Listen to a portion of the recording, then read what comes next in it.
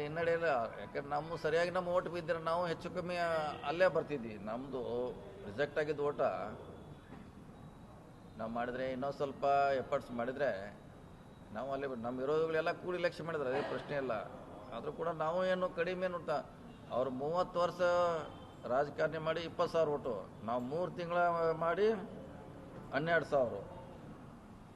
ನಾವು ಆಡಳಿತ ಮಾಡಿದ್ದು ಬರೀ 3 ತಿಂಗಳ 12,000 ಓಟ್ ತೊಗೊಂಡು ಅವರು 30 ವರ್ಷದಿಂದ ಅವರ ಆಡಳಿತದಲ್ಲಿ ಇದೆ.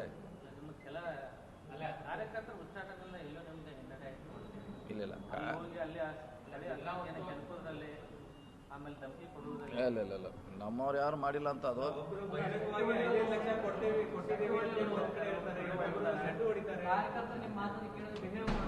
ಇಲ್ಲ. ಅದು ಆ ಚುನಾವಣೆ DCC ಬ್ಯಾಂಕ್ ಇದಕ್ಕೂ ಸಂಬಂಧ ಇಲ್ಲ. ಅದು ಚುನಾವಣೆ ಇಲ್ಲ, ಆ ಚುನಾವಣೆ ಬೇರೆ, ಈ ಚುನಾವಣೆನೇ ಬೇರೆ. ಆದರೂ ಕೂಡ ಸಹಜವಾಗಿ ಓಟ್ ತೊಗೊಂಡು ಭಾಳಷ್ಟು ನಮ್ಮ ಓಟ್ ರಿಜೆಕ್ಟ್ ಆಗಿದೆ. ಕೆಲವು ಸ್ಟ್ರಾಟಜಿ ಮಾಡೋಲ್ಲಿ ನಮ್ಮಿಂದ ಮಿಸ್ ಆಗಿದೆ.